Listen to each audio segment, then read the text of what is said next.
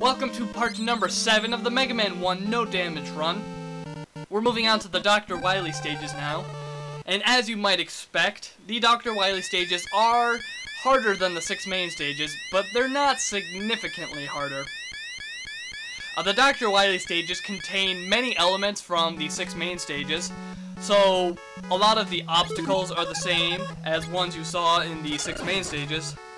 Also, pretty much all the enemies are taken straight from the main stages, so you won't be encountering any new enemies, well, besides the bosses, of course.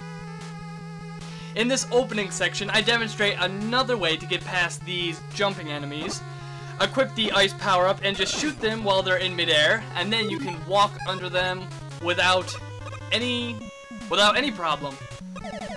So that's a good way of getting past them.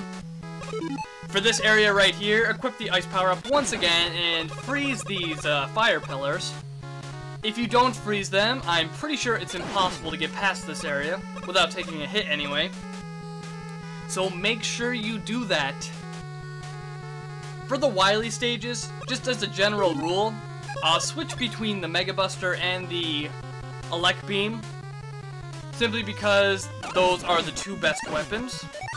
The Elec Beam is good for enemies that are above you or below you, and the Mega Buster is good for enemies that are just straight in front of you, or if you don't have any Elec Beam ammo.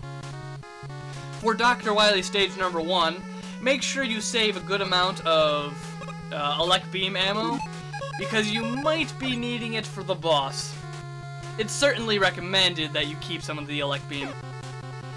For this room, you have two ways of getting across this room. You can do it the hard way, which involves hopping on these enemies, waiting patiently, and getting across the room.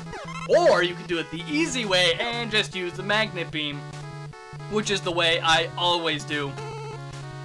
For this room, you need the magnet beam. It is required. So it is required to pick up the magnet beam.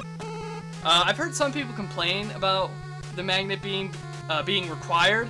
They don't like how an upgrade like that is required, but it's right out in the middle of the open. It's easy to find. I don't care. And now we move on to one of the most infamous Mega Man bosses. It is Yellow Devil.